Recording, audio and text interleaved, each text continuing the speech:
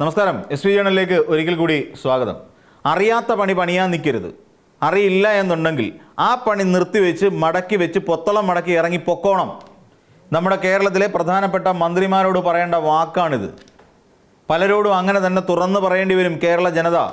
കാരണം വെറുതെ ഒന്നുമില്ല, 102 സീറ്റിൻ്റെ മികച്ച ഭൂരിപക്ഷം കൊടുത്തുകൊണ്ട് UDF എന്ന് പറയുന്ന ഒരു മുന്നണിയെ അധികാരത്തിലേറ്റുമ്പോൾ ഇവിടെ സംസ്ഥാന സർക്കാരിനോട് പൊതുജനങ്ങൾക്കൊരു വിശ്വാസമുണ്ടായിരുന്നു. അതായത് ചിരിക്കാത്ത മുഖ്യമന്ത്രിയെ മാറ്റി ചിരിക്കുന്ന മുഖ്യമന്ത്രിയെ ഇരുത്തിയപ്പോൾ പൊതുജനത്തിൻ്റെ ചിരിയാണ് മങ്ങിയത് എന്ന് പറയേണ്ടി വരും. ഒരു സംശയവുമില്ല. ഈ പറയുന്ന ഗുണനിലവാരമില്ലാത്ത മന്ത്രിമാരിൽ മുൻപന്തിയിൽ നിൽക്കുന്ന ഒരാൾ നമ്മുടെ സണ്ണി വക്കീൽ തന്നെയാണെന്ന് പറയേണ്ടി വരും. അതുകൊണ്ടാണ് അങ്ങനെ തന്നെ പറഞ്ഞത്. ഒരു വകുപ്പ് കിട്ടിയാൽ അത് നോക്കി നടത്താൻ കഴിവില്ലെങ്കിൽ കളഞ്ഞിട്ട് പോണം മിനിസ്റ്ററെ, അല്ല അതിൽ കടിച്ചു തൂങ്ങി കിടക്കരുത്. വേറൊന്നുമല്ല, കേരളത്തിൽ വൈദ്യുത പ്രതിസന്ധിയുണ്ട്. അത് ഇന്നോ ഇന്നലെയോ സണ്ണി വക്കീൽ മന്ത്രിയായതിനു ശേഷം ആ സിംഹാസനത്തിൻ്റെ അടിയിൽ മുളച്ചു വന്നതല്ല ആ വൈദ്യുത പ്രതിസന്ധി. നേരത്തെ മുതൽ തന്നെ ഉണ്ട് ആ വൈദ്യുത പ്രതിസന്ധി. ആ പ്രതിസന്ധിയെ പൊതുജനം അറിയാതെ മുന്നോട്ട് കൊണ്ടുപോവുക, അല്ലെങ്കിൽ അതിനെ മറികടന്നുകൊണ്ട് പൊതുജനത്തെ അറിയിക്കരുത് എന്നുള്ളിടത്താണ് ഒരു സർക്കാരിൻ്റെ അല്ലെന്നുണ്ടെങ്കിൽ ഒരു മന്ത്രിയുടെ വിജയമിരിക്കുന്നത്. അപ്പോൾ എന്ത് ചെയ്യാനാ? സണ്ണി വക്കീലിനെ സംബന്ധിച്ചിടത്തോളം സണ്ണി വക്കീൽ ശോഭിക്കാതെ പോയ ഒരു നേതാവാണ്. എവിടെയാണ് സണ്ണി വക്കീൽ ശോഭിച്ചിട്ടുള്ളത്? വഴിനീളെ MLA ആയി നടക്കുന്ന കാലഘട്ടത്തിൽ ഇതേ സണ്ണി വക്കീലിനെ പിടിച്ച് ഏതൊക്കെയോ ചില സമ്മർദ്ദ തന്ത്രങ്ങളുടെ ഭാഗമായി സണ്ണി വക്കീലിനെ ഇവിടെ KPCCയുടെ തലപ്പത്ത് കൊണ്ടിരുത്തുന്നു. എന്നിട്ട് ഇവിടെ എന്താ ഉണ്ടായേ? എന്താണ് ഇവിടെ സംഭവിച്ചത്? KPCCയെ അങ്ങ് പുനരുജ്ജീവിപ്പിക്കാൻ കഴിഞ്ഞോ? ഇവിടുത്തെ ഗ്രൂപ്പ് വഴക്ക് കാരണം K സുധാകരനെ പടിയടച്ച് പിണ്ഡം വയ്ക്കുകയല്ലായിരുന്നു ഉണ്ടായത്. ഇവിടുത്തെ ഗ്രൂപ്പ് വഴക്ക് കാരണം ആ സുധാകരൻ ഒരു തരത്തിൽ പറഞ്ഞാൽ സുധാകരൻ അവിടെ ഉണ്ടായിരുന്നെങ്കിൽ കോൺഗ്രസ് പാർട്ടിയെ സംബന്ധിച്ചിടത്തോളം പുതിയ ചില മാനങ്ങൾ കൂടി കൈവരിച്ചേനെ എന്ന് പറയേണ്ടി വരും. കാരണം അദ്ദേഹം ഉണ്ടാക്കി വെച്ചാൽ K സുധാകരൻ എന്ന് പറയുന്ന ഇന്നത്തെ പല്ല് കൊഴിഞ്ഞ സിംഹം അദ്ദേഹം വരുത്തി വെച്ച കുറേ കാര്യങ്ങളൊക്കെ ഉണ്ടായിരുന്നു. സെമി കേഡർ സംവിധാനം, അച്ചടക്കം, ഇത് രണ്ടും എന്ത് തന്നെയാണെന്ന് പറഞ്ഞാലും ഇവിടുത്തെ കോൺഗ്രസ് പാർട്ടിയെ സംബന്ധിച്ചിടത്തോളം കിട്ടാക്കനി തന്നെയാണ്, ഒരിക്കലും നടപ്പുള്ള കാര്യമല്ല. ഇതൊക്കെ കൊണ്ടുവന്ന് ഇവിടെ നടത്തിയപ്പോഴാണ് വഴിനീള തെറിവിളിയായിരുന്നല്ലോ അന്നത്തെ പ്രതിപക്ഷ നേതാവായ VD സതീശനും സുധാകരനും തമ്മിലുണ്ടായത്. സുധാകരനെ മാറ്റണമെന്ന് ആവശ്യപ്പെട്ടുകൊണ്ട് അങ്ങ് KC വേണുഗോപാലിൻ്റെ തിണ്ണ തിരങ്ങിക്കൊണ്ടിരിക്കുകയല്ലായിരുന്നു അന്നത്തെ പ്രതിപക്ഷ നേതാവ്, അല്ലെങ്കിൽ UDF ചെയർമാൻ. ഇതൊക്കെ സംഭവിച്ചു അന്നത്തെ കാലത്ത്. ഏറ്റവും ഒടുവിൽ ഇയാളെ പിടിച്ച് പുറത്താക്കി, സുധാകരനെ പിടിച്ച് പുറത്താക്കുന്നു. പകരം സണ്ണി വക്കീലിനെ സുധാകരൻ്റെ സ്ഥിരം അനുയായിയായ ഒരാളെ വർഗീയ കാർഡ് ഇറക്കിക്കൊണ്ട്, സാമുദായിക സമവാക്യത്തിൻ്റെ കാർഡ് ഇറക്കിക്കൊണ്ട് KPCCയുടെ അധ്യക്ഷനാക്കി.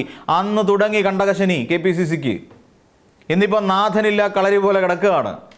ഈ KPCC അധ്യക്ഷനെ കൊണ്ട് അവിടുത്തെ ഏതെങ്കിലും ഒരു തീരുമാനം വൃത്തിക്കോ വെടിപ്പായിട്ടോ എടുക്കാൻ കഴിഞ്ഞിട്ടുണ്ടോ?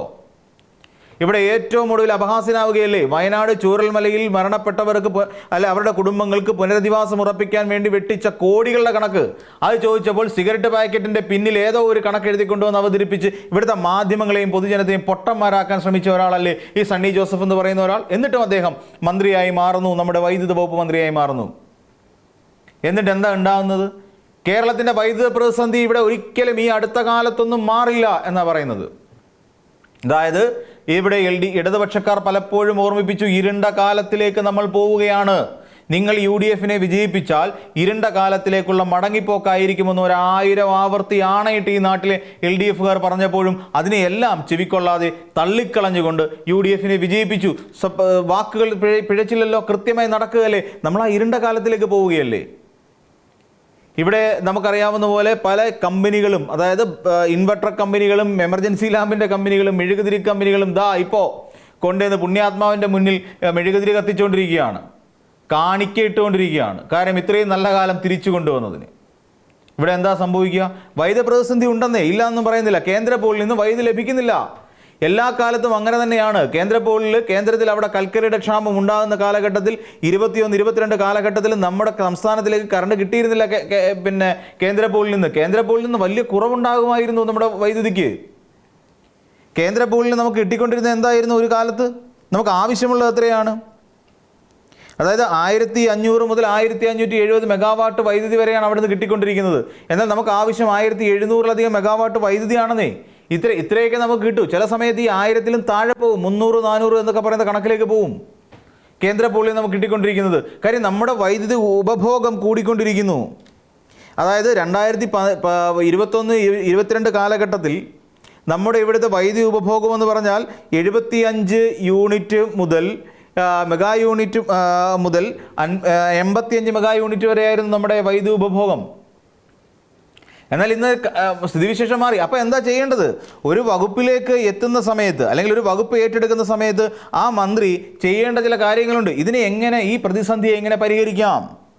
കാലാവസ്ഥ വ്യതിയാനത്തെക്കുറിച്ച് ഈ രാജ്യം ലോകമൊട്ടുക്ക് നടക്കുന്ന ഒന്നാണെന്ന് ഈ കാലാവസ്ഥ വ്യതിയാനം. ആ കാലാവസ്ഥ വ്യതിയാനം മൂലം നമ്മുടെ സംസ്ഥാനത്തിനകത്ത് മഴ കുറയും. ഒരു ബുദ്ധിയും ലോജിക്കും ഉപയോഗിച്ചിട്ട് വേണ്ട ഇതൊക്കെ ചെയ്യാൻ. എന്നിട്ട് എന്ത് സംഭവിച്ചു? ഇവിടെ ആഭ്യന്തര ഉൽപ്പാദനം വർദ്ധിപ്പിക്കാൻ വേണ്ട നീക്കങ്ങൾ ഉണ്ടായോ?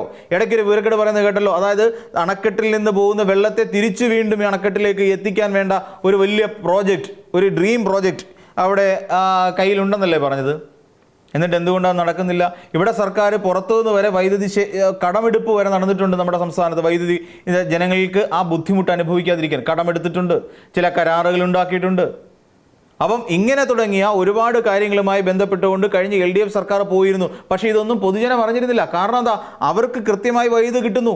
ഏറ്റവും ഗത്യന്തരമില്ലാതെ വന്ന ഒരു സാഹചര്യത്തിലാണ് അവർ വൈദ്യുതിയിൽ ചെറിയ നിയന്ത്രണം ഏർപ്പെടുത്താൻ തീരുമാനിച്ചത്.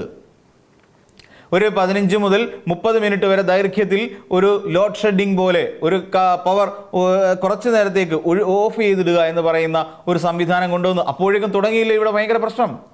ഇടതുപക്ഷം പറഞ്ഞിരുന്ന പവർ കട്ട് വീണ്ടും തിരിച്ചു കൊണ്ടുവന്നിരിക്കുന്നു എന്ന് പറഞ്ഞുകൊണ്ട് ഇതേ UDF-കാർ തന്നെയല്ലേ സമരം നടത്തിയത്? ഇതേ UDF-കാർ പ്രചരിപ്പിച്ചില്ലേ?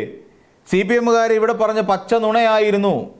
ലോഡ് ഷെഡിങ് ഇല്ലാത്ത, പവർ കട്ടില്ലാത്ത ഒരു ലോകമെന്ന് പറഞ്ഞിട്ട് ഇവിടെ എന്തൊക്കെ പുകിലാണ് വരുത്തിയത്. എന്നിട്ട് ഇപ്പോഴോ അധികാരത്തിൽ കയറി 50 ദിവസങ്ങൾ 2 മാസം തികയുന്നതിന് മുമ്പ് തന്നെ പവർ കട്ട് കൊണ്ടുവന്നില്ലേ? അതിനെ ബാക്കിയുള്ള റോമനെ പേരിട്ട് വിളിക്കുന്നത് ഇന്ദിരാ കട്ടെന്നാണ്. ആ ഇരുണ്ട കാലത്തിലേക്ക് നമ്മൾ യാത്ര ചെയ്തുകൊണ്ടിരിക്കുകയാണ്. എന്നാൽ ഇതിനെ എങ്ങനെ മറികടക്കാം? ഇവിടെ ആഭ്യന്തര ഉൽപ്പാദനം വർദ്ധിപ്പിക്കാം. കഴിഞ്ഞ തവണ അങ്ങനെയൊക്കെയാണ് ചെയ്ത് ആഭ്യന്തര ഉൽപ്പാദനം വർദ്ധിപ്പിക്കുന്നൊരു സാഹചര്യം ഉണ്ടായി. അന്ന് അണക്കെട്ടിൽ വെള്ളമുണ്ടായിരുന്നു. ഇന്ന് എവിടെന്നെങ്കിലും പൈപ്പിനകത്ത് നിന്ന് അടിച്ചാവിടാൻ പറ്റുന്ന അല്ലെങ്കിൽ ടാങ്കിൽ മോട്ടോർ വെച്ച് അടിച്ചിടാൻ പറ്റുന്ന സംഭവമൊന്നും അല്ലല്ലോ ഇത്. അപ്പോൾ ഇതിനു വേണ്ടി ഏതൊക്കെ രീതിയിൽ പുതിയ പവർ സംവിധാനങ്ങൾ കൊണ്ടുവരിക, അതിനൊക്കെ വേണ്ടിയിട്ടുള്ള പ്രവർത്തനങ്ങളല്ലേ വേണ്ടത്. അല്ലാതെ ഞങ്ങൾ ഈ വൈദ്യുത പ്രതിസന്ധി ഞങ്ങൾ മുന്നോട്ട് കൊണ്ടുപോകും, ഈ വൈദ്യുത പ്രതിസന്ധിയിൽ നിന്ന് ഒരു കാലഘട്ടത്തിൽ മോചനം ഉണ്ടാകുകയില്ല എന്നൊക്കെ പറഞ്ഞുകൊണ്ട് ജനങ്ങളുടെ മുമ്പിൽ നിന്ന് പൊട്ടം കളിക്കരുത്. ഒന്നാമതേ സംഘടനാ തലത്തിൽ പോലും ചിന്തിക്കുകയാണെങ്കിൽ സണ്ണി വക്കീൽ തീർത്തും ദുർബലനായ ഒരു നേതാവാണ് എന്നുള്ള വിവരം പൊതുജനത്തിന് മനസ്സിലായി കഴിഞ്ഞിരിക്കുന്നു. ആൾക്കാർക്ക് ബോധ്യപ്പെട്ടിരിക്കുന്നു. നിങ്ങളെ കൊണ്ട്, അതായത് സണ്ണി വക്കീൽ എന്ന് പറയുന്ന ഒരു മന്ത്രിയെ കൊണ്ട് ഇതൊന്നും നോക്കി നടത്തിക്കൊണ്ട് പോകാൻ പറ്റിയ പ്രാപ്തിയില്ല എന്ന് പൊതുജനം മനസ്സിലാക്കിയിട്ടുണ്ട്. ഇതിനു മുമ്പ് എല്ലാവരും കുറ്റം പറഞ്ഞ മണിയാശാൻ വൈദ്യുത വകുപ്പ് മന്ത്രിയായിരുന്നിട്ടുണ്ട്. അന്ന് എപ്പോഴെങ്കിലും ഇത്തരം വിഷയങ്ങൾ ഉണ്ടായിട്ടുണ്ടോ? ഇവിടെ അതിനുശേഷം K. കൃഷ്ണൻകുട്ടി ഇവിടെ മന്ത്രിയായിരുന്നിട്ടുണ്ട്. എപ്പോഴെങ്കിലും അങ്ങനെ ഒരു പ്രതിസന്ധിയെക്കുറിച്ചോ ഞങ്ങൾക്ക് കൊണ്ടുപോകാൻ കഴിയാത്തത്ര ബുദ്ധിമുട്ടിലാണോ എന്ന് പറഞ്ഞിട്ടുണ്ടോ? യൂണിറ്റിന് 40-20 രൂപ നിരക്കിൽ വരെ നമ്മളിവിടെ വൈദ്യുതി എടുത്ത് കൊടുത്തിട്ടുണ്ട് ഇടതുപക്ഷക്കാർ. എന്തുകൊണ്ടാണ് ഇതൊക്കെ മറന്നു പോകുന്നതെന്ന് മാത്രം അറിയില്ല. ജനങ്ങൾ മറന്നുപോയി കഴിഞ്ഞിരിക്കും. കാര്യം അവർക്ക് സണ്ണി വക്കീലിനെ പോലെ എഫിഷ്യൻ്റായി പ്രവർത്തിക്കുന്ന സിസ്റ്റവും പവറും ഫെയിലിയറാണ് എന്ന് 100 നാഴികയ്ക്ക് 40 വട്ടം പറഞ്ഞുകൊണ്ടിരിക്കുന്ന ഒരു മന്ത്രിയെ തന്നെ അവർക്ക് കിട്ടിയത് സത്യത്തിൽ പൊതുജനത്തിൻ്റെ ഭാഗ്യമായി തന്നെ കരുതേണ്ടി വരും. അപ്പോൾ മറ്റൊരു വീഡിയോയുമായി നമുക്ക് വീണ്ടും കാണാം.